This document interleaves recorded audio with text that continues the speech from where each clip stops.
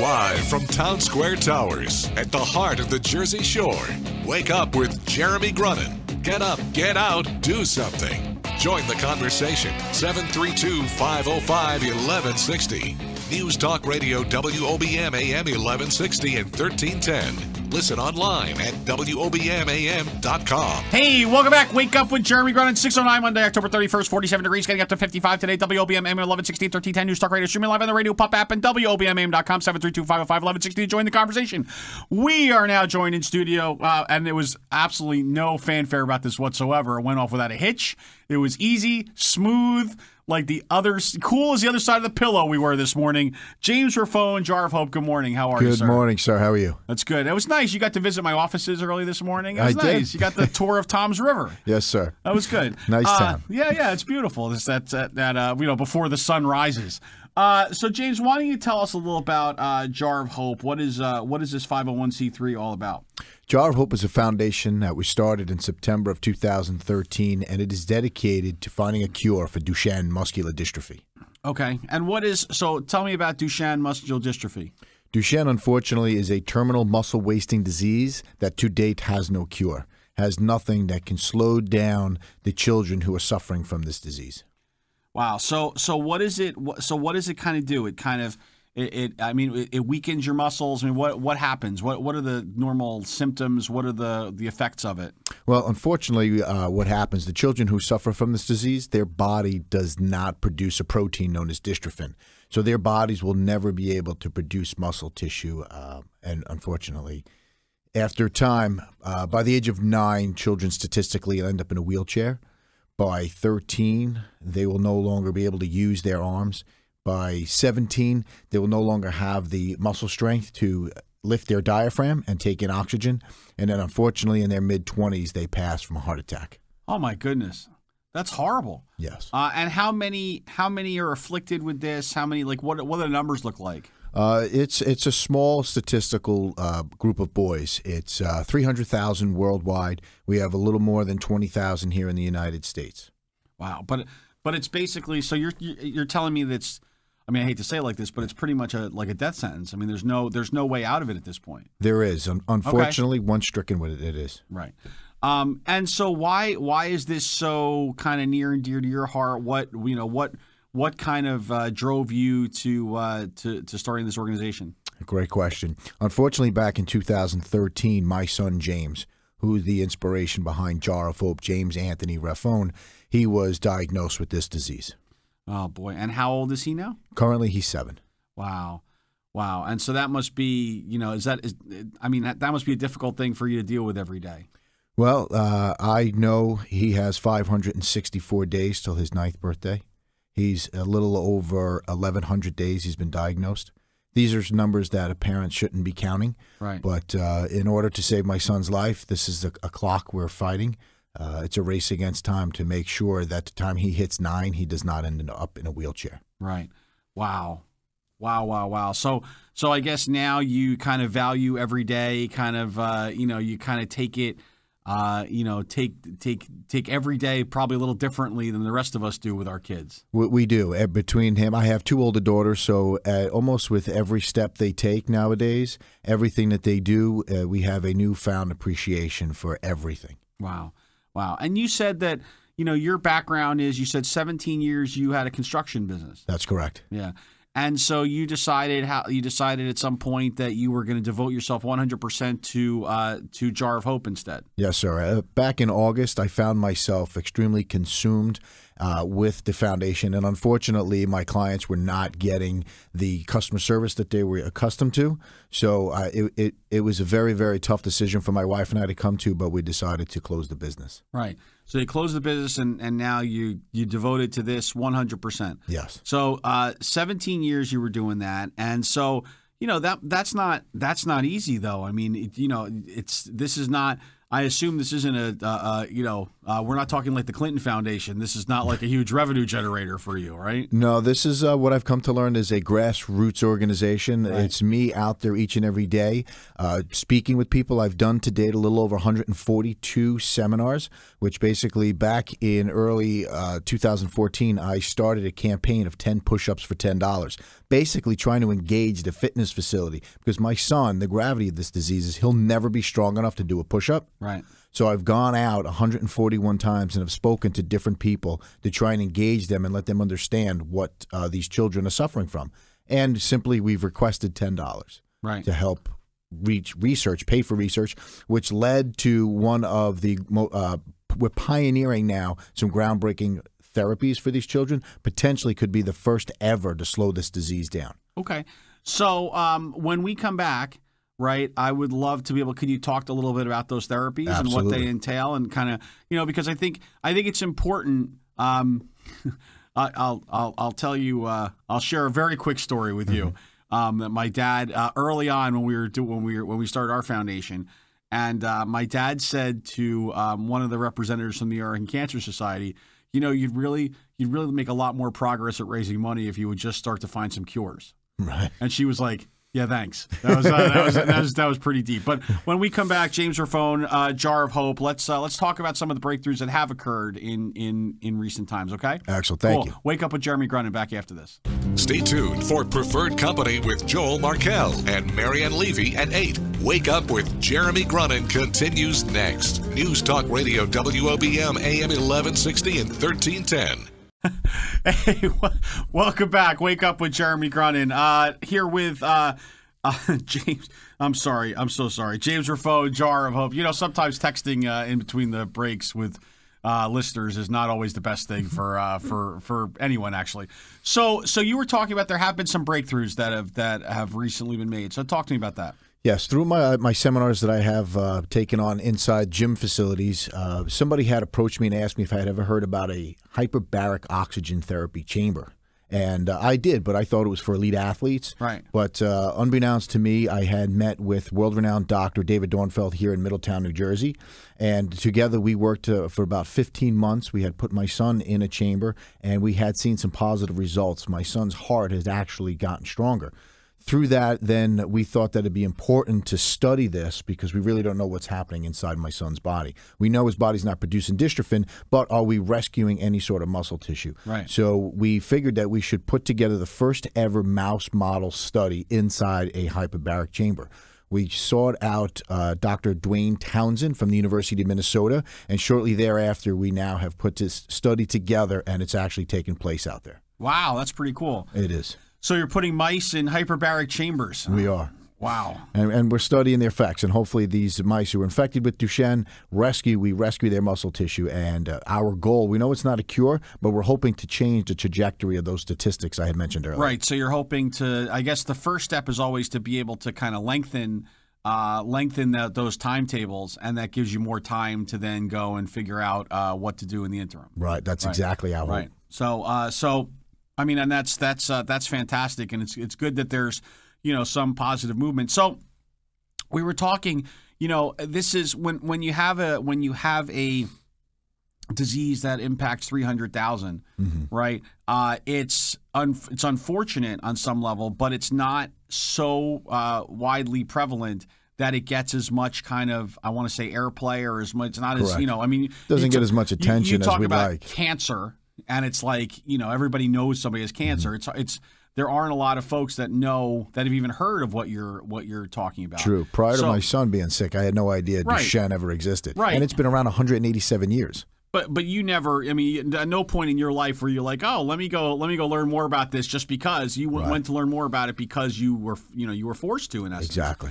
So is there an overarching organization? Is there somebody else, or is it just a bunch of grassroots efforts to kind of work on this, or is there somebody who's kind of leading the charge nationally? No, unfortunately not. There's typically about 42 different foundations, again, throughout the world, where parents have taken up this cause because their children are afflicted with this disease. And doctors and pharmaceutical companies, unless there's an ROI in it for them, they're really not going to get involved. Right. And have you been in contact with a lot of those? Are you guys at least sharing amongst your own networks? We are. Okay. So it's some kind of, I guess I picture everything now as a big Facebook chat room, right? Like there's a Facebook group, like, There are many. There are many. I'm sure. And so, okay, so let's get back to fundraising for a little bit. So you mentioned to me that you're doing something with the New York City Marathon. So what is that all about? Yeah, well, in order to raise this money, we here at Jar of Hope, and myself included, we've decided to start taking up challenges to try and raise some money. So this year, there are 13 of us who are going to be running the New York City Marathon next Sunday, November 6th. And have you run a marathon before? Before my son got sick, the furthest I've ever run was about a mile. Right. And now this year alone, I've run 9 marathons. Really? Yes.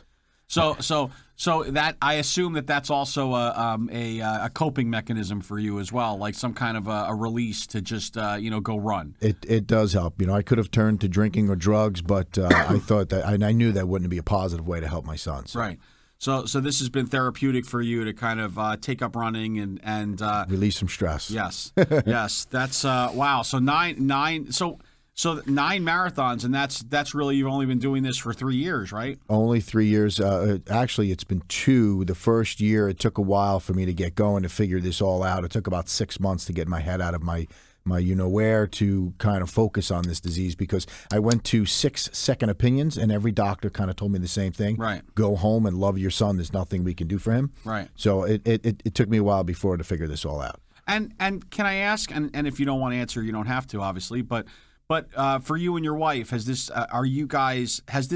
almost made you closer because you're working on this together, or has it been difficult on you? Well, it's had its pluses and minuses. It's definitely put a strain on our family life.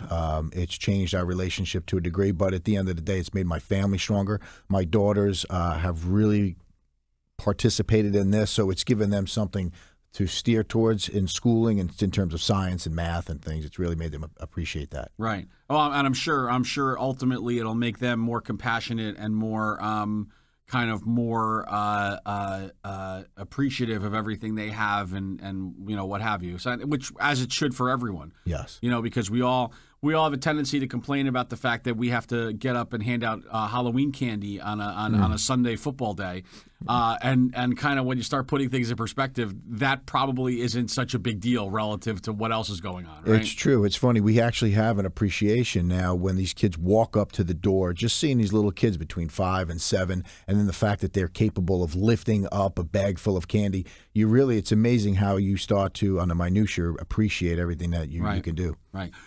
When we come back, I want to talk about again. I want to get back into the gyms thing, because I know you're doing the these seminars and you're doing push-ups to raise money, yes. Which is symbolic also of the of the strength that these children don't have. Right. And then of course I'm going to give you your magic wand, although that seems like a no-brainer at this point. We know what that's gonna end up with, and of course then we'll share your contact information and where folks can learn more. Okay. Excellent. Cool.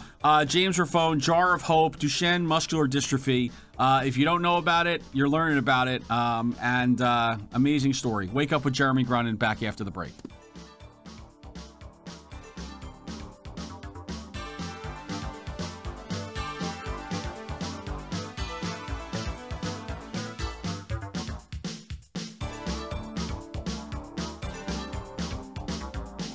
The news is next. Live from the WOBM Newsroom, the Town Square, New Jersey News Network, and Fox News Radio.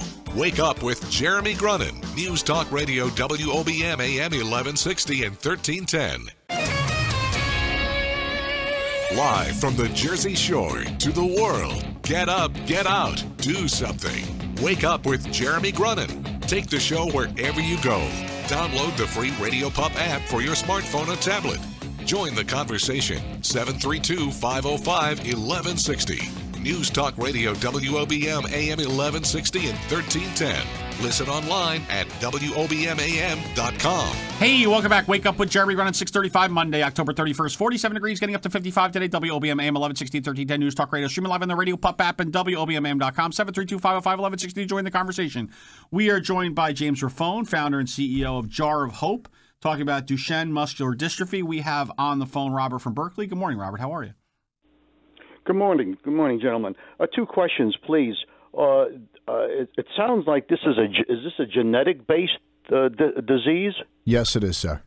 I see. Okay. And the other thing is, you mentioned this is a grassroots operation that you have there. Whatever happened with the Mammoth organization, the MDF, Muscular Dystrophy Foundation? Jerry Lewis was so famous for promoting, et cetera, et cetera. Shouldn't be working with them in coordination with this? Yes, sir. As a matter of fact, I did reach out to the MDA several different times. Unfortunately, because we are another foundation with our own group of doctors and scientists on our executive board, they don't necessarily or didn't really want to get involved with us. Well, are they involved in similar research, or they're looking somewhere different, or are they mostly interested in fundraising and having conventions? Well, unfortunately, fortunately enough, they do happen to take on over 48 different forms of muscular dystrophy. Duchenne happens to be the #1 killer of boys, and so they do have their research going on, but a very small fraction of the money that they fundraise for goes towards Duchenne.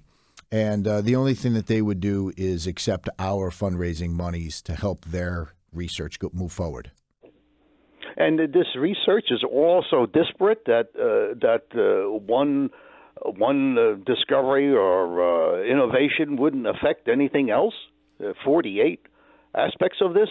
That's true. We're hoping so. We're hoping that the therapies that we are researching right now at the University of Minnesota can actually have a derivative that might come out and not only help another strain of muscular dystrophy, but also other diseases as well. Wow, that sounds, people are really working uphill against each other here, or not, being uncoordinated, not necessarily against each other, but they seem to be pulling in different directions. Yeah, unfortunately, it would be great if there was a coordinated effort, but it's very difficult. Yeah, Robert, and that is not atypical. I'm gonna have to let you go because we have some other ground to cover. That's not atypical in the nonprofit community. When you look at so many different nonprofits kind of working towards the same theoretical goal, but pulling in different directions. So it seems like, it would make more sense that everybody was just doing the same things and heading in the same direction, but it never works out that way. Go ahead. Yeah, unfortunately, there's something that I need to bring up. With the Duchenne muscular dystrophy, it is an orphan disease. And with that said, there was a very small variation in the degree of the disease or how one child is affected as opposed to another. The dystrophin gene, it is genetic, and it does happen to fall the mutation on the X chromosome. That's where the dystrophin gene is housed, and it is the largest gene in the human body. The best way for me to put this into perspective for the listeners to get a visualization is just think of a string of pearls, okay? And these pearls in 1987 were discovered by a doctor, and they numbered those pearls from 1 to 79. So what you have here is those pearls. If you're missing one as opposed to another one, like my son is missing pearl number 46 and 47. There's only another 119 other boys in the country who have that same mutation. So if you take a child who's missing exon number 51, which they found happens to be the hot spot, there could be potentially a different cure for each of these children. So that's why there's an uphill battle, and it's why it probably is not as cohesive of a communities as we would like, because everybody's fighting for their own child's sake. Right. Interesting. Jay, let's do our thing, which is we give you a magic wand, pixie dust, fairy dust, ability just to wiggle your nose and make an impact. I have a pretty good feeling I know what you're doing with that magic wand, but what would you do with it? I would definitely find a cure for this disease. Right. Yeah. Right. So you'd find a cure. You'd like to. We like to say you'd like to be unemployed again, right? And go do something else, right? I would love to do something else, anything else. We named this Team Jamesy 24/7 because since September 13, 2013, literally I have not stopped. It's a 24-hour, 7-day-a-week venture where you can't just shut your mind off. The time my son wakes up, the time we look at him, anything that he's doing, you're in your head, you're just thinking about your son wasting away, and he just doesn't have the muscle strength to do anything another child would do, and it's just devastating. Sure, amazing. Well, let's see. I think we want to talk for a second. I know you're doing a number of fundraising things. I know that one of the biggest things that you do is around going to gyms and around doing these seminars, getting 100 or 200 people together and kind of doing the symbolic push-ups. Why don't you talk about that for 1 second, and then maybe give folks some information as to where they can go and find out more about how they can help with your fight. Excellent. Thank you. And it's funny how Robert had identified that Jerry Lewis was doing something, and now Jar of Hope is doing something just as historic. We are the first organization to engage in the health and fitness community, which has never been done before. You would think that people would help, with a muscle wasting disease, everybody in the gym environment, they're there because they want to improve their body. They want to increase their muscle strength and increase their amount of muscle on their body. So I've set out on a mission. My quest is to hit 79 gyms in 79 weeks, and it's based on the science of the disease because there are 79 exons on the dystrophin gene. And my goal is my mission is after these 79 weeks that we potentially come up with something that can slow this disease down. And we were fortunate enough of possibly around week number 40. I'm currently in week number 53. So if there's any fitness facilities, who can hear my voice, if you guys would like to partake in our campaign where I come out to your gym, I do a little bit of a seminar, and we ask for $10 for 10 push-ups to try and raise money because the study that we're putting together in Minnesota is going to cost us $390,000. Right. We are $137,000 on our way there. So we still need some more money, and it would be greatly appreciated if anybody could reach out to us. Cool. And did you give the website? The website is jarofhope.org. Cool, jarofhope.org. Well, James, really, you know what? Hats off to you and what you're. Listen, I can't possibly imagine. What you've had to go through over these last 3 years. And I think it was interesting when you said, the first 6 months you kind of worked to just get your head out, because I'm sure you feel sorry for yourself, you feel sorry for your son, you feel sorry for everyone involved, and then it's time to kind of put on your big boy pants and go do something about it, right? That's correct. And you certainly have done that. So thank you so much for sharing your story with us, and we wish you nothing but the best of luck going forward. Thank you very much. Cool. Wake Up with Jeremy Grunin, back with more right after this.